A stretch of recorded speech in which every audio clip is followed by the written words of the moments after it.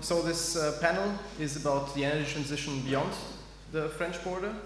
I myself, I'm Southern Italian by origin, but I spent most of my professional life working as a consultant for the German government on energy issues. That's why I chose to talk about the German energy transition. The German energy transition, in a nutshell, you can see it in this table. Basically, they have targets for CO2 emission reduction, for renewable energy in the whole energy demand, and for the power sector. Of course, this is just numbers, and if you don't put numbers into perspective, they don't mean anything. So just a few observations. One, you can see the long-term objective. So they think until 2050, which is quite far away. I will have retired by 2050, and I don't feel that old.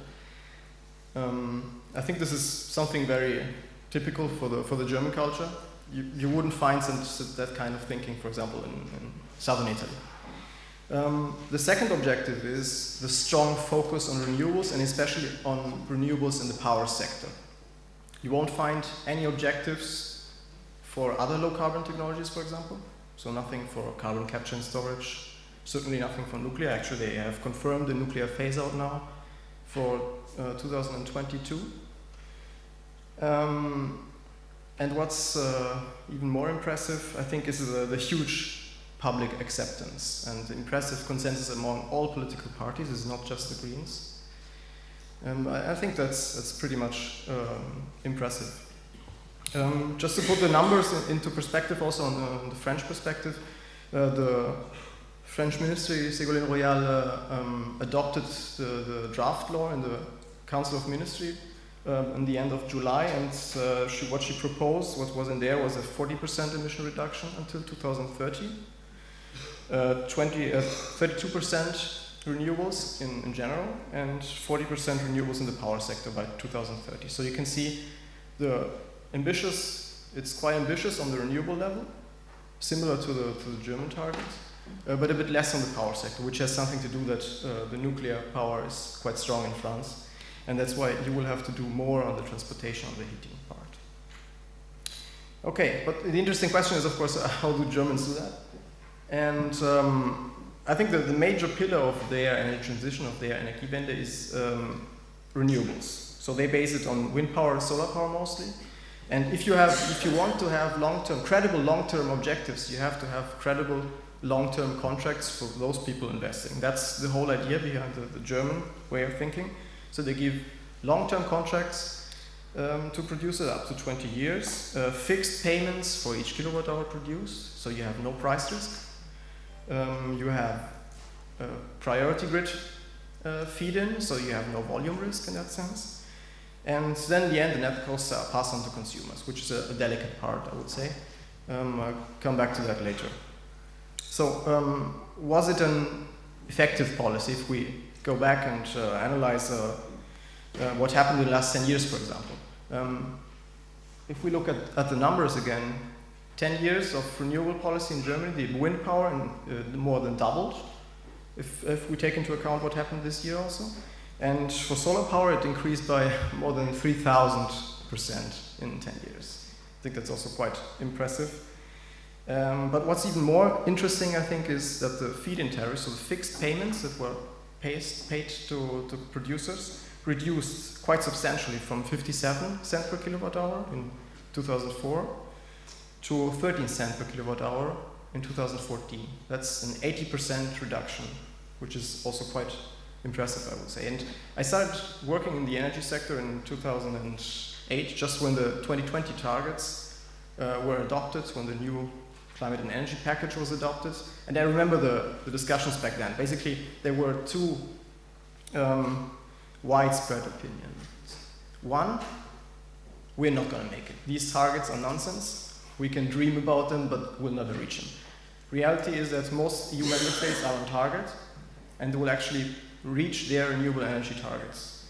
The second widespread opinion was, well, yes, we might get there, but renewables will stay very, very costly. I think numbers are pretty clear on that. We have achieved a substantial decrease in costs in the last 10 years, which is thanks to the policy.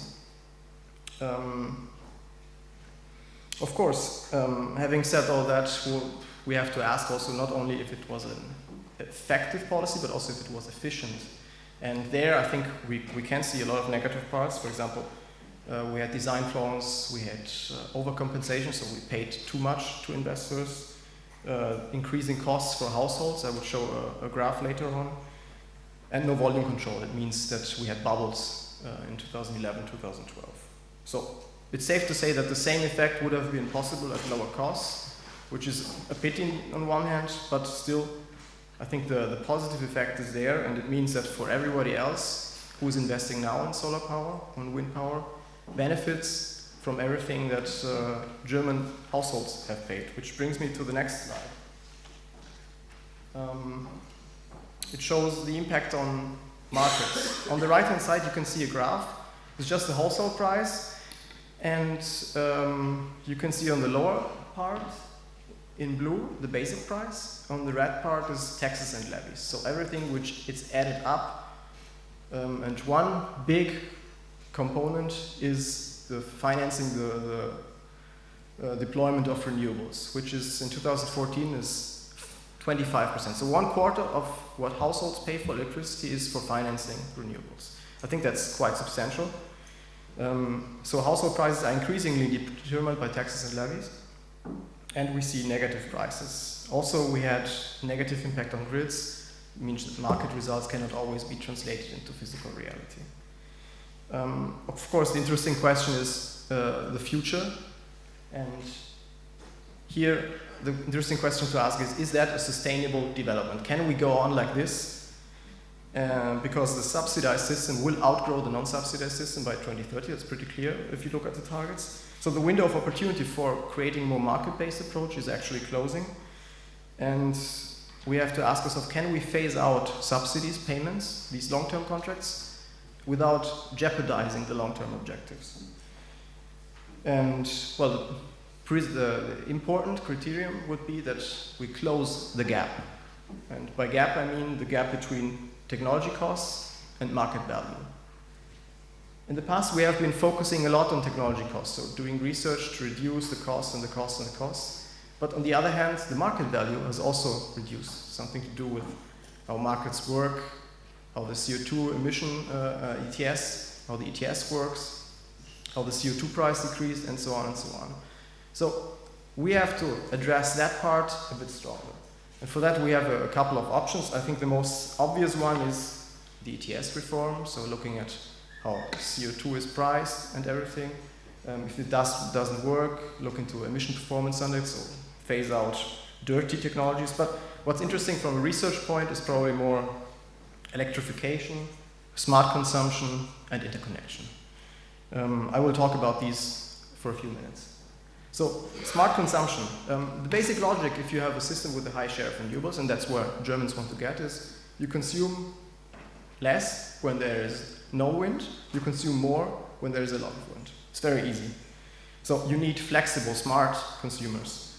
And electrification of the heating and transportation sector is actually a way of increasing the number of smart consumers. For example, if we think about electrification, about electric cars, they have a battery.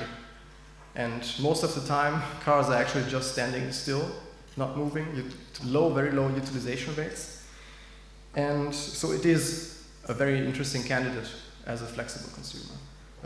We have done analysis of the 2013 market data. So if we had 1 million electric cars, if we had 1 million electric cars in Germany in 2013, we could have reduced the subsidies paid to renewable energy producers by 200 million euro, at least, which is not bad in that sense.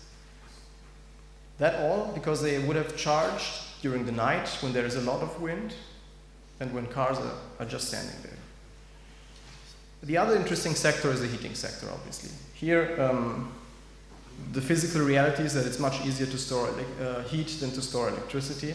We have seen this in earlier talks. If you want to store electricity, you have to transfer it to something like hydrogen, or mechanically compress air, or pump up water. Whereas heat is much easier, you just can heat water, stones, whatever. And here heat pumps and heat storage are interesting flexible consumers, but also not thinking also about heating, but also about cooling. Basically, cooling demand and the solar production are very much correlated. So it is an interesting option. And here again, it's very interesting to see how German supermarkets work. Most of them, of the big supermarket chains, have solar panels on top of their buildings. And although Germany isn't known to be the the sunniest place on earth, and if I drive through southern France or through southern Italy, I don't see all these panels on supermarkets, for example. And what they do with this solar power is not feed it into the grid, but actually use it to cool their goods. Well, and the third interesting option is, of course, interconnection. So the national approach, what Germany and many other EU member states have done so far, is ignoring physical reality. Basically, we have a balancing effect because weather is not the same across Europe. So there might be strong wind in Denmark when there is low wind in France and vice versa. So you have a smoothing out effect if you extend the geographical range. And, well, it of course also increases security of supply. That's why policymakers now, because of all this Ukraine crisis, start thinking and talking about this more.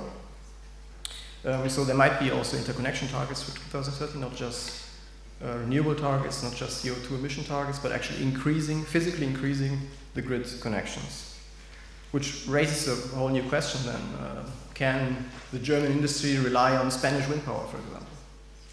It's a tricky question.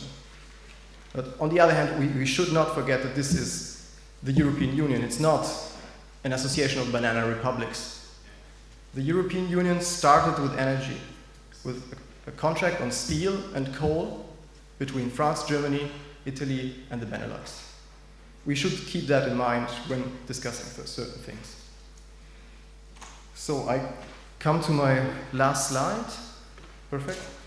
To summarize and conclude, the German approach so far has been very much focused on renewables, very much focused on supply side, not so much on the demand side, not actually creating smart consumption. This will be the next big step, because what has worked for the first 25% in the power sector may not work for the next 25%.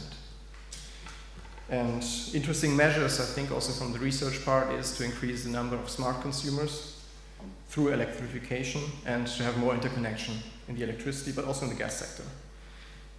Having said all that, I didn't talk a lot about this. All this will not be enough without an ambitious CO2 emission reduction target for 2030. Thank you very much.